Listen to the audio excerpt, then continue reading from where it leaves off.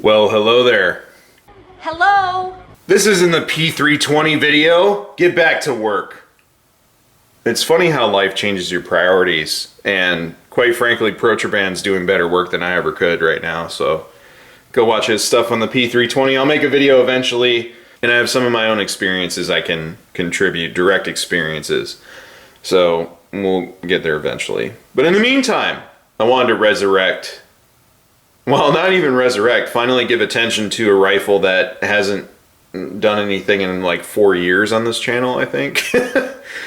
But this is what happens when you have too many rifles. Some of you have too few and constantly do the restless rifle thing, and then there's idiots like me that have, I've got 3 or 4 rifles in my safe not set up. So originally this was designed to be a lightweight version of the MR556 build I have, so it was going to have the Trijicon 1-8, but this base rifle that's a lot lighter than the HK. So it's not going to be that, though. We're going to test the lightweight SPR, namely because I'm still recovering from my torn bicep and I can't lift much with my dominant arm. So here we are. Extremely humbling injury. Anyhow, the reason I wanted to go over this rifle, which I call the Two Brothers build because my buddy came over and usually we clean guns and then drink beer, and he showed up to do that, and I'd already been drinking beer and I was trying to build a rifle. And he's like, no, don't drink and build the rifle. You're going to mess it up. I've done this before and it sucks. And I did it anyway. So he saved this build. You can all thank him in the comments. He's also the dude that gave me the LMT. Really stand up dude. And since my priorities changed, I finally purchased the optic for this. And the base rifle cost me about $1,000 to put together. $1,000. I know I got mush mouth sometimes. There's only 2 rifles in this house that I put together for $1,000 recently. It's this and the M16A4. I also think I put my 11.5 Geisley together based off of sales for less than $1,000, or it was like $1,200 for the 11.5. I don't remember. But this base rifle without the optic and without the mount is about $1,000, and then I got the optic for like $940 or $945, something like that. And the Scalar Works Leap was like 300 and something at the time. I don't remember. So you're looking at a $2,200 rifle in front of you. Now, it's not set up to my standard yet to be like a quote-unquote duty or use rifle or anything like that, because it's missing a light and a switch and a sling. But I'm going to start shooting it more. I've got 750 rounds through it already, which I did on iron sights and trying to make sure the gun works.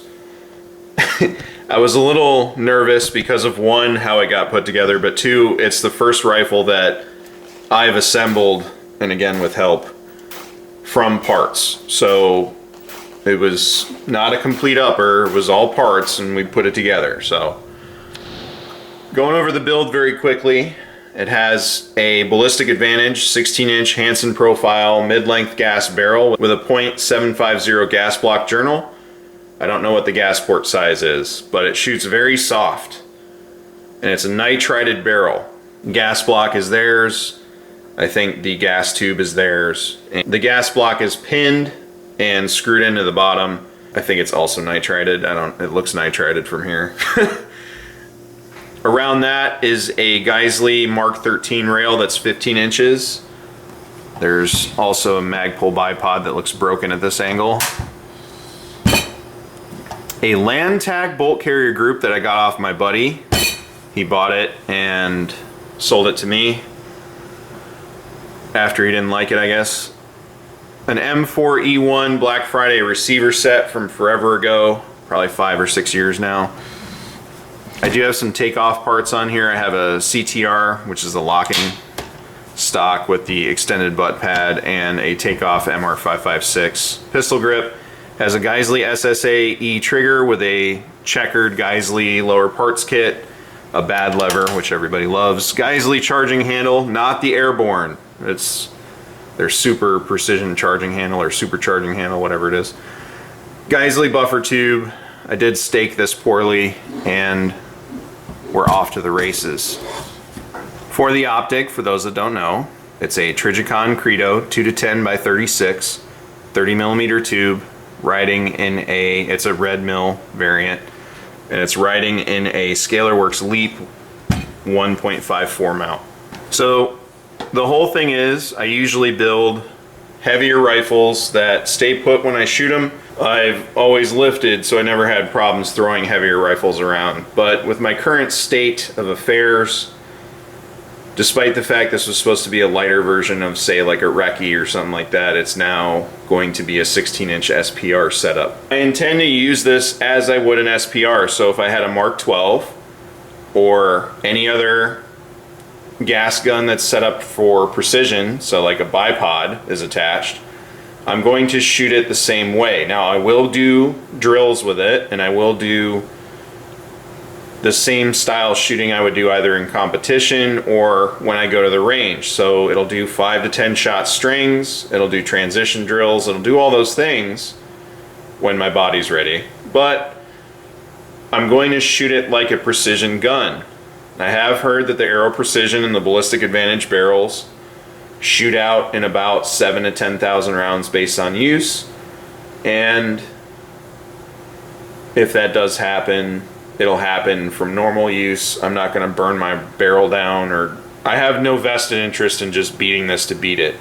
I will also be shooting Black Hills 77 grain OTM with some Cellier Below 77 grain OTM and Hornady Tap 75 grain OTM. So I'll be running those three through it. I'm going to give it a fair shake because it's my rifle and I want it to succeed. If this rifle doesn't succeed, then I will replace the parts until it does. But this is a much more budget-friendly version of a rifle, which is not usually what you come to my channel for, and I do understand that. But it's a lighter weight setup, and I do expect it to perform. It's going to be out of my comfort zone once again, but here we are. It's also a little oversprung. The buffer is an H2 buffer with a blue Sprinko spring, so it might be just a touch oversprung. It does cycle with 55 just fine, and it will be on a steady diet of 77 grain. So if it's on the 77 grain, it probably shoots normal.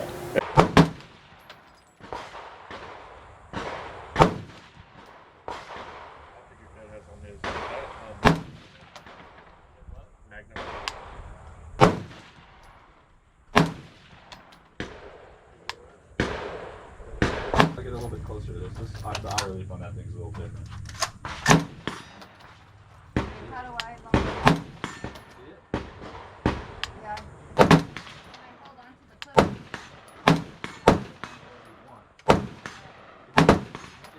I don't know. Some of you will be screaming about gas rings and things like that, but honestly there's enough gas to cycle it, and I shot it with really soft 223 55 grain and it cycled all the rounds, so I'm not really worried about it.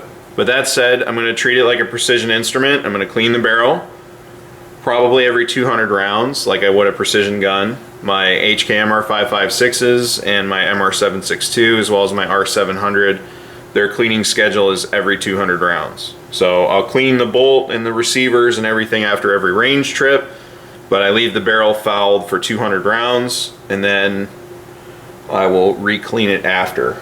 Some of you may think that's stupid. I don't care. That's my regimen. Whatever, I do what I want. Just wanted to reintroduce you to this gun. I'm excited to shoot it. I'm gonna try taking it out tomorrow. If there's shooting footage in the beginning of this video, then that means I was successful. If there's not, then I wasn't. But I'm gonna give this a go. We'll see how she runs. If you guys wanna see any specific drills or anything, let me know. I'll also be reviewing the optic.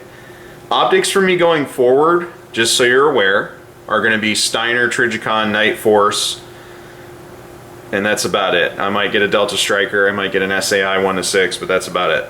I'm not really looking forward to doing anything with anything else. I'm trying to ball on a budget here. And for the Geisley, I've decided to do an SPR build as well, except it's going to be a little heavier. So it'll be the heavier variant of this. It'll probably have a Steiner T6XI 2.5 to 15 or a Night Force Attacker 4 to 16 by 42 F1. So one of the two will be riding on top of it, but I'm going to want it to be able to reach out a little further and do things. But I am genuinely so far very happy with this Trijicon. And on the Trijicon, I've received a lot of feedback. So the reason I chose this optic is the size and setup for an SPR. I bought it specifically for this gun and I wanted to try it. I have a bunch of buddies that have it, that like it, and I have feedback from them and Barrel and Hatchet in the positive category. And then being critical of it, Hop was really nice to respond to me when I asked on one of his videos that showed this, how he liked it. And he said he sold it and it got muddy after 500 yards. And then C-Does had one where he had to RMA it, and before he RMA'd it, it was muddy at about 500 yards. And then when he got it back, it was better. I don't have the muddy experience so far, but admittedly I've had this for a very short period of time. I'm going to continue to test it and test it at various ranges. It is possible that they had some sort of secret iteration change, or they were installing something improperly or something that had people experience the muddiness. I don't know, and I'm not going to say that their experience is invalid, because Mr. Guns and Gear is alleging that the Razor Gen 3s don't have fisheye at 1x, but C-Does and I both experienced that. So it's just because people had an experience with an optic and I don't, doesn't necessarily mean that theirs are invalid or anything like that. It might be the build year, might be a specific piece that was fucked up, I don't know, but I want to test this optic out. It's pretty lightweight for what it is, and I like the reticle, and the glass is really good. The illumination's decent. It's not anything that write home about, but I like it. I wish it had a side focus, but it doesn't. So we'll see how it runs. Be reviewing the optic once I've used it enough at a lot of different ranges and have an opportunity to shoot both my normal ranges, you know, between 1 and 300 yards at the ranges that are available to me close by, and then I'll drive a little further south or a little further north and stretch it out to, you know, hopefully 700-800 yards with this ammo, but we'll see. But I'm very excited. I'm finally happy to get this build set up. I need to get a sling and a light and a pressure switch for it, and then she'll be set up. So looking forward to it. I'm excited. I know it's not my usual Geisley everything, and even when I put a budget rifle together, I still find a way to put a Geisley lower parts kit, an SSA, and a rail on there, and it's still Geisley. And I know Mr. Bill would probably be like, hey, put a super precision mount, but I didn't have one laying around. I had a Scalar Works, so that's why. Why are you the way that you are? Honestly, every time I try to do something fun or exciting, you make it not that way. Hopefully y'all are as excited as I am. I know this isn't a P320 video, but more to follow.